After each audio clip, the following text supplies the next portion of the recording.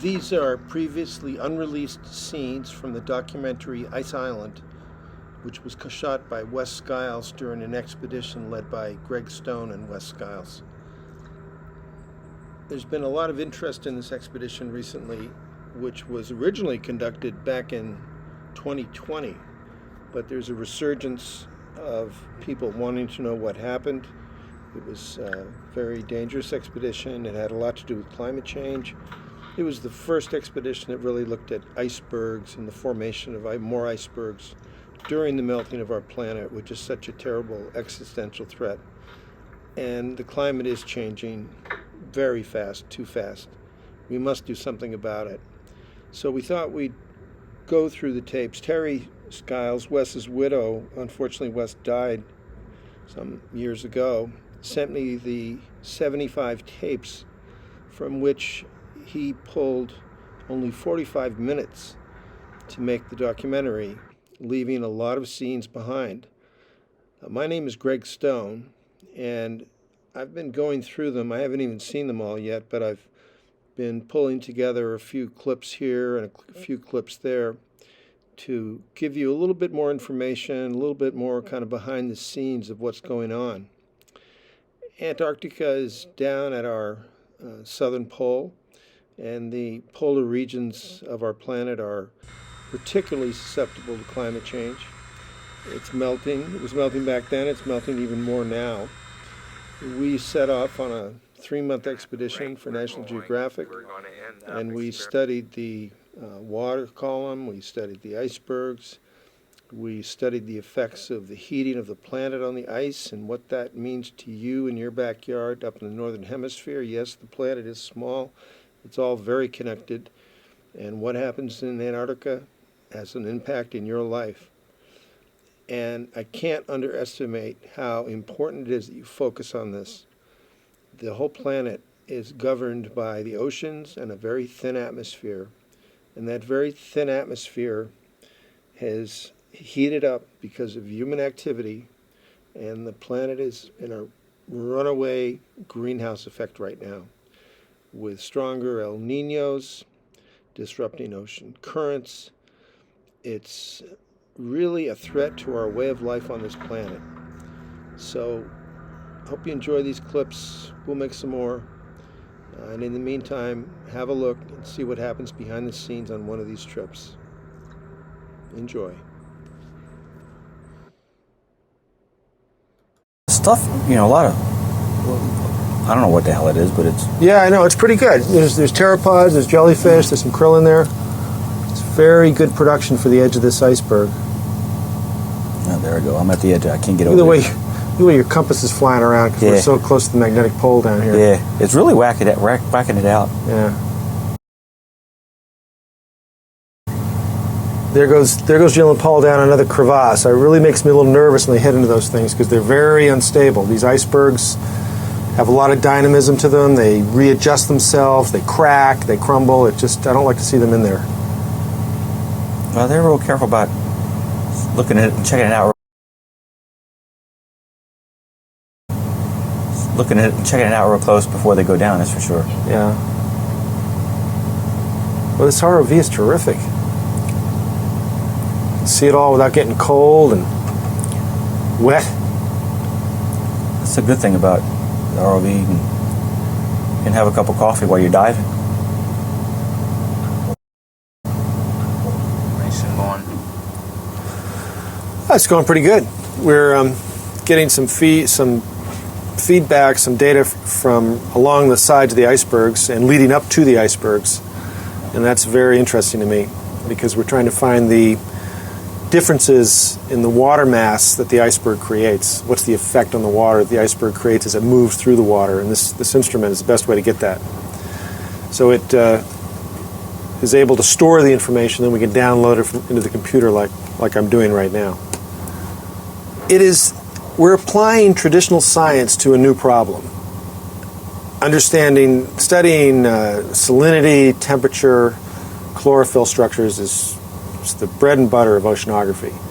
But looking at it from an iceberg ecology point of view is new science. It's very exciting science. And we haven't had that many big icebergs occurring in the past to apply this science to, so it is new in that sense.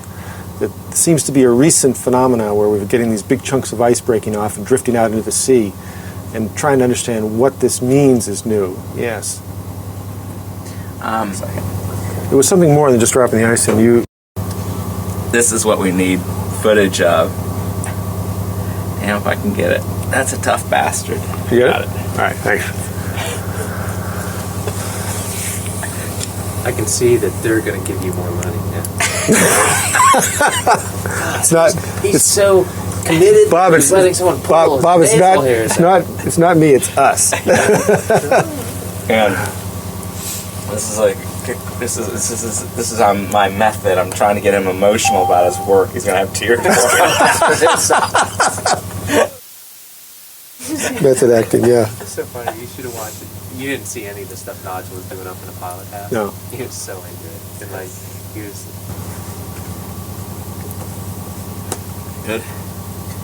Yeah, and I'm trying to I'm getting a little bit of the CTD in there. Oh, you are? Wow, it's a Yeah. wide lens. So, okay, camera's rolling and ready. Okay, so is this analogous to anything? Well, if you want to understand the Antarctic ocean ecosystem, you have to understand ice, because ice dominates the whole ecosystem down here. It dominates the land, but it also dominates the ocean. The ice from the continent freezes the ocean every year, the sun thaws it, and then throughout the summer you've got big chunks of ice floating around, impacting Okay, cut things. it. Don, did you move or something back there? Analogy to this? Yeah. If you want to understand what's happening in Antarctica, you have to understand the ice, because it dominates, it permeates everything, especially here in the Ross Sea. The ice creates a habitat for the animals, it drives productivity in the ocean. Ice is the key. And we know that things are changing in the Antarctic. We're having major global changes in parts of this cold continent down here. We're trying to understand what those changes mean for the ocean here and hence for the rest of the world. And that's really what this is all about. We're the first group, to my knowledge, who's gone to the heart of the Ross Sea and done such extensive explorations of icebergs and sea ice, diving under it, swimming by it, flying over it, and collecting all these reams of data. And from this, we are attempting to achieve a much fuller understanding of ice ecology. One way to think about it is to think about the Ross Sea as a cocktail, and the ice flowing off the Antarctic continent and the ice that's freezing in the ocean is the ice in the cocktail. And that changes the character of what's happening. It changes in this case, the salinity, it changes the viscosity, it changes the ability of all the other constituents in the Ross Sea to interact and produce the final product, which is the ecology of the Ross Sea. You have more ice, it's going to change. You have less ice, it's also going to change. And it's this interaction that's just driving the system and fascinating to us and why we're here. The most abundant individual animal on the planet lives in the Antarctic, and it's Antarctic krill. Antarctic krill rely on ice for their whole existence. If you understand what's happening, Antarctic krill rely on ice for their whole existence. If you understand what's happening to the ice, you understand what's happening to the Antarctic krill, and hence you understand what's happening to the most abundant animal on the planet. In turn, the krill and the ice have implications that extend right back up to people's homes in North America and Europe and elsewhere.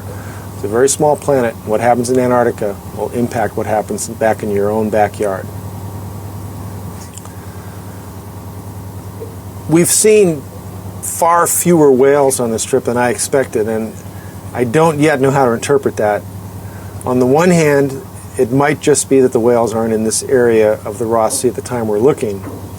On the other hand, the populations may be lower than I had suspected. Very few people get down here and look for the animals, so we don't have a lot of other comparisons to make. But I was a bit surprised and a little alarmed that we didn't see large. We have a CTD here, which is a probe that we send out into the ocean and collects information about what's happening in the ocean. And the key parameters about the ocean are the salinity. We know the ocean is salty, and that salinity varies in different places. Temperature drives what the ecosystem can do and when it can do it. Chlorophyll, which is the key to everything down here. When you get right down to the basis of it, that's where the sunlight is converted to energy through small plants in the ocean. And this device very cleverly and very quickly can gather that information for us, almost like a probe that you send out from a spaceship, and it comes back and delivers the information to this computer here. And this helps us interpret the environment out there. Good results so far? Yeah, we've got terrific results so far. And we combine the hard numbers that come out of our CTD with our own observations from diving under these bergs and around these bergs and under them. We're able to put together a complete picture.